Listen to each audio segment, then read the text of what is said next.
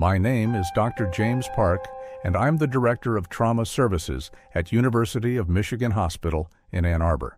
I oversee a Level 1 trauma center that treats the most critically injured patients in the region: car accidents, gunshot wounds, massive trauma. I lead a team of 15 attending physicians, train trauma residents, and make life or death decisions dozens of times each week. I've been a trauma surgeon for 23 years. I've run hundreds of resuscitations, led thousands of trauma codes. I understand the chaos of the trauma bay, the split-second decisions that determine who lives and who dies. But on November 7, 2023, time broke during a code. A patient's heart stopped. We began resuscitation. 8 minutes passed, the patient died, and then time reset. I was back at the moment the code started, with full memory of everything we just tried. I had 8 minutes to save the patient again, and again, and again. I was stuck in a time loop, reliving the same cardiac arrest until I either saved the patient or exhausted every possible intervention. And I was the only one who remembered the loops. University of Michigan Hospital is a major academic medical center in southeastern Michigan.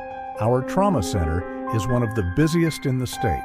We see everything from routine injuries to the most severe multi-system trauma. The work is intense, fast-paced, demanding. Seconds matter. Decisions made in the first minutes of a trauma code determine survival. I'm 47 years old, born in Taipei, immigrated to the U.S. when I was 8. My parents were engineers who settled in Ann Arbor for the university community. I went to Michigan for undergrad, stayed for medical school, did my surgery residency here, completed a trauma fellowship, and never left. 23 years later, I'm running the department where I trained. Being director of trauma means I'm responsible for patient outcomes, department performance, resident education, and hospital reputation. Our trauma designation depends on our survival rates. My decisions affect not just individual patients, but the entire trauma system in the region. November 7, 2023, started as a typical Tuesday. I was in the trauma bay overseeing a resident run case, motorcyclist hit by a car, multiple fractures, stable, but needing surgery. Standard trauma, nothing unusual.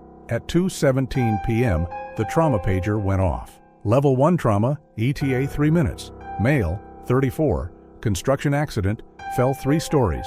Unconscious, BP 8040, HR 140. I positioned the team: trauma nurse Sarah Martinez, senior resident Dr. Kevin Park, anesthesia, respiratory therapy, radiology tech standing by. Everyone in their positions, the controlled chaos of preparing for a critical patient. The paramedics wheeled in. Thomas Miller, 34 years old, construction worker, fell 30 feet from scaffolding. He was unconscious, barely breathing, blood pressure dangerously low. Classic signs of severe internal bleeding and head trauma. We worked quickly. IV access, blood products, airway secured, rapid trauma assessment. I palpated his abdomen, rigid, distended. He had massive internal bleeding. We needed to get him to the OR immediately. Let's move him to OR 3, call the surgical team, type and cross for 10 units. The monitors started alarming, heart rate dropping, blood pressure falling. Then the monitor showed a flat line. He's in PA, Kevin called out. Pulseless electrical activity, the heart showing rhythm on the monitor, but not actually pumping. Start CPR, I ordered. Push 1 milligram epi, charge the defibrillator. The code began. I ran it by the book. Chest compressions, medications, checking for reversible causes. His chest was full of blood from the fall. We needed to open him, control the bleeding, but we also needed to get his heart beating. 8 minutes of aggressive resuscitation. We tried everything: CPR, medications, emergency thoracotomy in the trauma bay. Nothing worked. At 2:33 p.m., 8 minutes after the code started, I called it. Time of death, 14:33. Stop compressions. The team stepped back. The monitors went silent. Thomas Miller was dead. And then I was standing in the trauma bay again, watching the paramedics wheel in Thomas Miller. The clock showed 2:17 p.m., the exact moment the code had started 8 minutes ago. I looked around. Nobody else seemed to notice. Sarah was positioning the trauma cart exactly as she had before. Kevin was checking the airway equipment. Everything was identical to 8 minutes ago, but I remembered everything. The code, the failed resuscitation, calling time of death at 2:33. "Dr. Park, patient arriving," Sarah said, exactly as she'd said before. The paramedics wheeled in Thomas Miller again.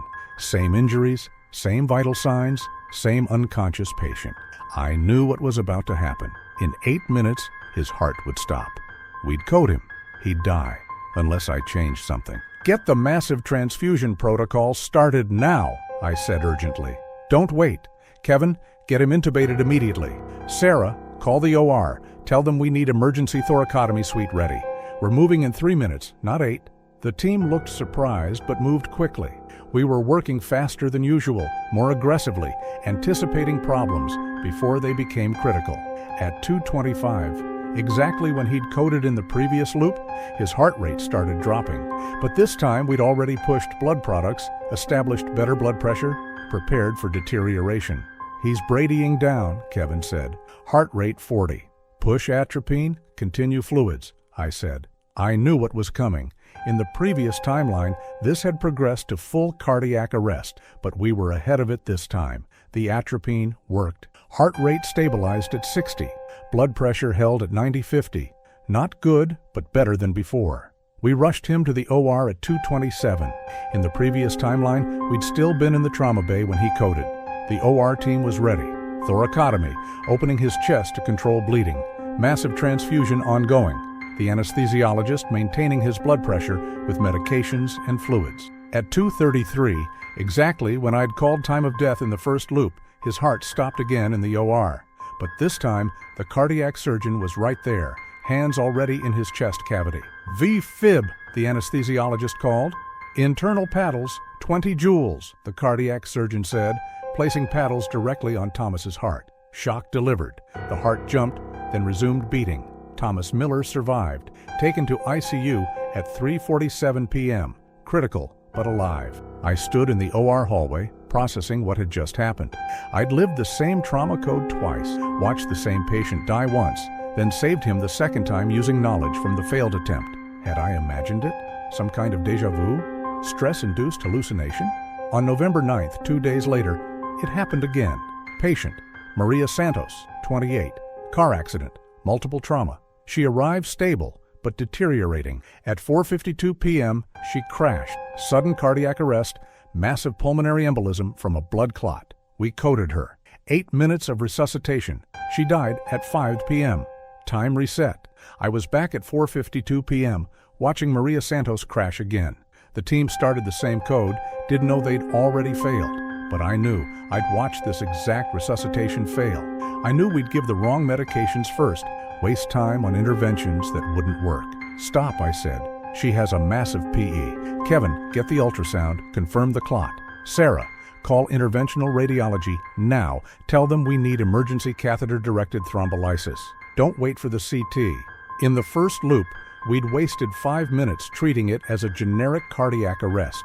By the time we realized it was a PE and called for interventional treatment, too much time had passed. This time, we knew from second one. Ultrasound confirmed the clot. Interventional radiology was ready. They deployed the catheter, broke up the clot, restored blood flow.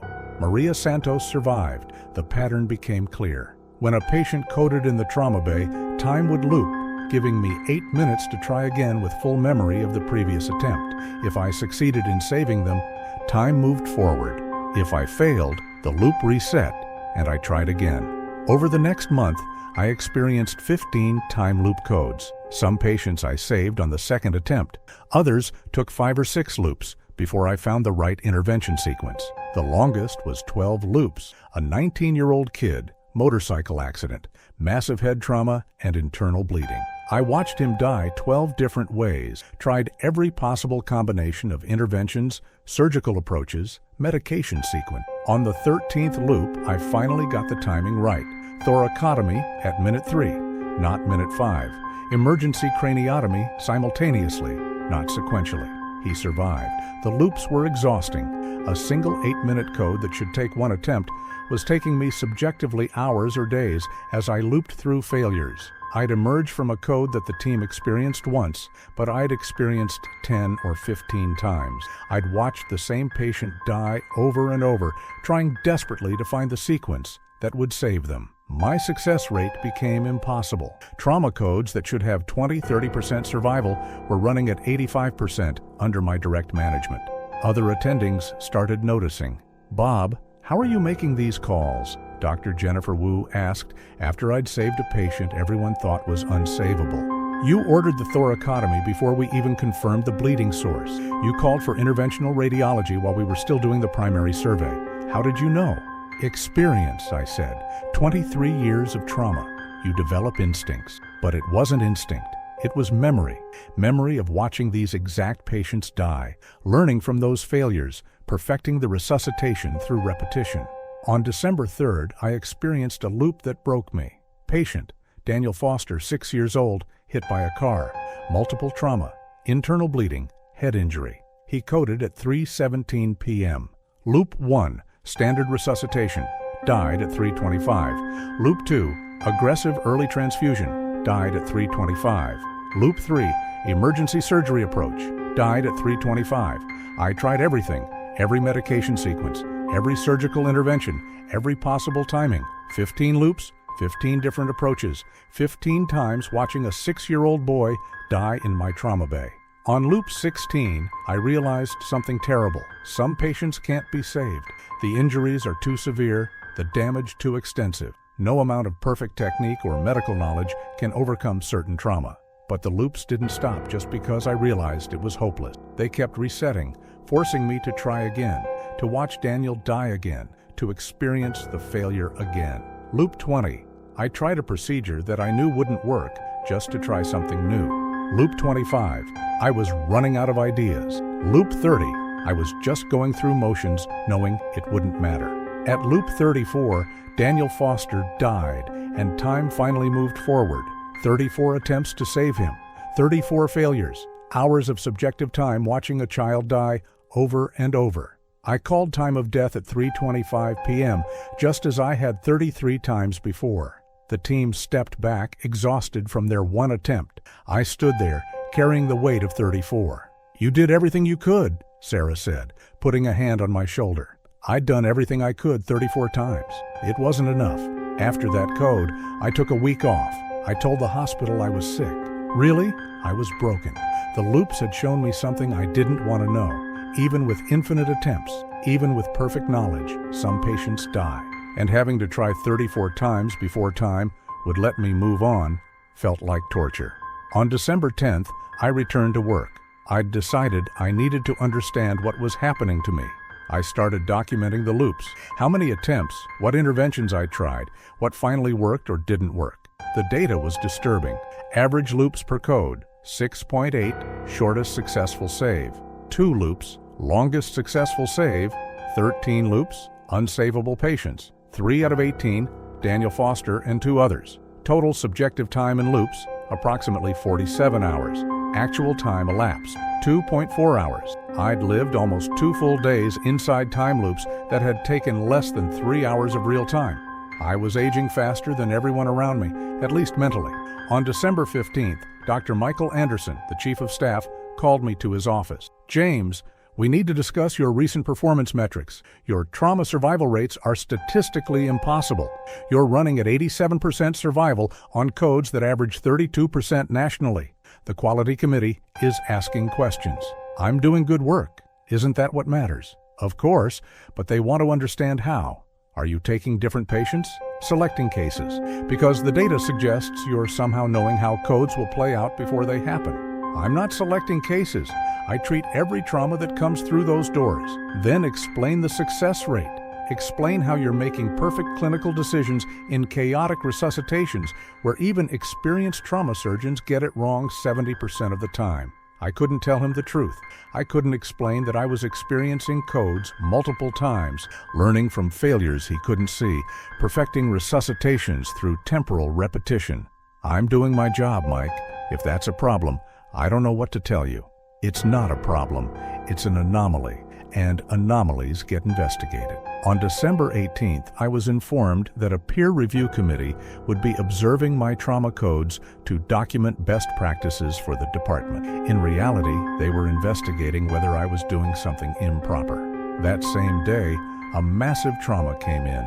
5-car pileup on I-94. Multiple critical patients arriving simultaneously. The trauma bay was chaos. All hands on deck. One of the patients, Marcus Williams, 42, was coding as he arrived. Severe chest trauma, tamponade, blood filling the sac around his heart, preventing it from beating. The code started. I knew immediately what needed to be done. Emergency pericardiocentesis. Drain the blood from around the heart. But the peer review committee was watching. I had to justify every decision, explain every step. I couldn't just act on knowledge from a time loop they didn't know existed. Dr. Park, what's your assessment? Dr. Jennifer Wu asked. She was leading the peer review. Likely cardiac tamponade from the chest trauma. We need to drain the pericardium. Based on what evidence? We haven't confirmed tamponade yet. In a normal resuscitation, I'd order the procedure immediately based on clinical suspicion. But with the committee watching, I had to justify it. Muffled heart sounds, distended neck veins, hypotension, Beck's triad, classic presentation. Shouldn't we get an ultrasound first? Ultrasound would take 2 minutes. In the first loop, wait, there was no first loop yet. This was my first attempt. The patient died at 6:33 p.m. Time reset. I was back at 6:25, code beginning again. But now I had the committee watching again, asking the same questions, requiring the same justifications. Dr. Park, what's your assessment? Cardiac tamponade. I need to drain the pericardium immediately. Shouldn't we confirm with ultrasound? We don't have time. The patient will die in 8 minutes without intervention. How can you know that without diagnostics? Because I just watched it happen. But I couldn't say that. Clinical judgment. We need to act now. I'm noting that Dr. Park is proceeding with invasive procedure without confirmatory imaging, Jennifer said, writing on her observation form. I drained the pericardium. Blood gushed out. The heart resumed beating. Marcus Williams survived, but the committee's report noted unnecessarily aggressive intervention without adequate diagnostic workup. Loop 2 had saved the patient, but cost me professionally. On December 22nd, I received a letter from the hospital. I was being placed on administrative review for concerning patterns in clinical decision-making. The peer review committee had raised questions about my judgment, my diagnostic approaches, my tendency to make decisions without adequate consultation. They didn't understand. In the loops, there was no time for consultation. I had 8 minutes, and I was the only one who knew we'd already failed. I had to act decisively, aggressively, based on knowledge I couldn't explain. On December 28th, I met with my attorney. I explained the situation, vaguely, without mentioning time loops. They're building a case that you're reckless, she said, that your high success rate comes from taking dangerous risks that happen to work out, but eventually won't. They're afraid you'll make a bad call and kill someone, and the hospital will be liable. But I'm saving people. My survival rates are the best in the department. That's actually part of the problem. They can't explain your success, so they're assuming you're cutting corners or hiding failures. They want you to slow down, be more conservative, follow standard protocols. Standard protocols kill patients. I've seen it. I've watched people die following the standard approach. James, you need to be careful. If they think you're mentally unstable, they can remove you from clinical duties. On January 3rd, 2024, during a mandatory administrative meeting, a trauma code interrupted. Severe MVA, patient arriving critical. You're on administrative review, Michael Anderson said. Dr. Wu will run this code. You can observe. I stood in the corner of the trauma bay, watching Jennifer try to save a patient I wasn't allowed to touch. She was following the standard protocols. By the book resuscitation. At 4:47 p.m., the patient coded. Jennifer ran the resuscitation exactly as taught. Medications at the correct intervals, CPR for 2-minute cycles, rhythm checks every 2 minutes. At 4:55 p.m., after 8 minutes, she called time of death. Time didn't reset. I wasn't running the code, so I didn't get the loop. The patient was just dead. No second chance, no opportunity to try a different approach. But I'd watched the resuscitation. I knew what had gone wrong. 3 minutes in, they'd missed a tension pneumothorax, air trapped in the chest, preventing the lungs from expanding. Jennifer hadn't recognized it until minute 6. By then, too much damage. If I'd been running the code, I would have caught it by minute 2, or at least by loop 2. I would have known to look for it from the start. Dr. Wu did everything correctly, Michael Anderson said afterward, as if reading my thoughts. Sometimes patients just die. Not every resuscitation is savable. That one was, I said quietly. How can you possibly know that?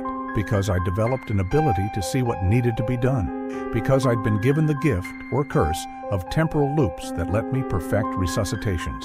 Because I'd watched enough people die and come back that I understood trauma resuscitation in ways no one else could. But I couldn't say any of that. On January 8th, I was officially suspended from clinical duties pending full investigation. The hospital's decision was clear.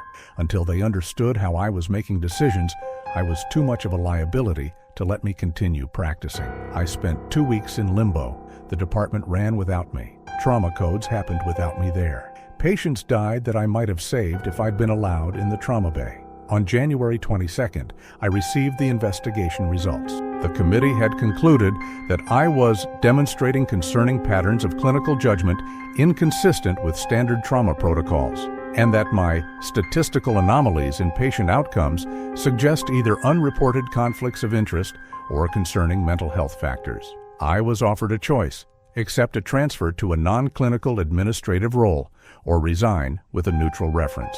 On January 25, 2024, I resigned as Director of Trauma Services at University of Michigan Hospital. 23 years of trauma surgery ended because I'd become too good at saving patients. The loops didn't stop after I left. I still experienced them, but now they happened in my everyday life. Someone would choke in a restaurant, time loop. I'd have 8 minutes to save them, trying different Heimlich techniques, different positioning, until I got it right. Car accident on the highway, time loop. 8 minutes to pull people from wreckage, stabilize injuries, call for help efficiently. I'd become a walking trauma code, experiencing medical emergencies in time loops that no one else could perceive. In March, I got a call from a small rural hospital in northern Michigan. They needed a trauma director. Their previous director had retired, and they were struggling with a high mortality rate. "We're a small hospital," the administrator said. "Level 3 trauma. We see maybe 2 or 3 serious codes a week, but we're losing patients we should be able to save. We need someone with experience, someone who can train our staff to be better." I took the job. Smaller hospital, less prestige, lower pay. But they needed help, and I had knowledge I could finally use. On my first week, a logger came in with a severe chainsaw injury. He coded on the table. Time looped. The rural staff panicked. They'd never seen trauma this severe, but I'd seen worse. I'd run this code 17 times in my mind before, in different variations with different patients. "Everyone calm down," I said. "Follow my lead. We're going to save him." Loop 1, he died. Staff too slow, not coordinated. Loop 2, better but missed the arterial bleed. Loop 3, found the bleed but couldn't control it fast enough. Loop 4, controlled the bleed. He survived. The staff looked at me like I was a miracle worker. "How did you know what to do? We've never seen anything like that." "Experience," I said, "and a lot of practice." I've been at the rural hospital for 6 months now. Our trauma survival rate has gone from 43% to 78%. The staff has learned from watching me run codes. I teach them not just the procedures, but the timing, the sequencing, the subtle signs that indicate what's about to go wrong. They don't know I'm learning from time loops they can't see. They think I'm just an exceptionally skilled trauma surgeon who somehow always makes the right call. I carry the weight of every loop, every failed resuscitation I've lived through. Daniel Foster's 34 deaths, the hundreds of attempts across dozens of patients, hours of subjective time spent in 8-minute windows trying to perfect the unperfectible. I'm 47 years old, but I've lived months longer than that in time loops. I've experienced more trauma codes than any surgeon in history. I've watched patients die in ways I can prevent, and I've learned that sometimes no amount of knowledge or skill can overcome certain injuries. The loops are my gift and my curse. They let me save people I'd otherwise lose, but they also force me to watch every failure, to carry every death, to experience the weight of medical impossibility over and over until I either succeed or time decides to move on. I'm not the director of trauma services at a prestigious academic hospital anymore. I'm just a trauma surgeon at a small rural facility, saving loggers and farmers and highway accident victims, one 8-minute loop at a time. But I'm still saving people. still running codes, still using knowledge that I can't explain to anyone, because someone has to be there when time breaks during a resuscitation. Someone has to remember the failed loops and apply that knowledge to the next attempt. Someone has to save the patients that standard protocols would lose, and in this timeline, that someone is me.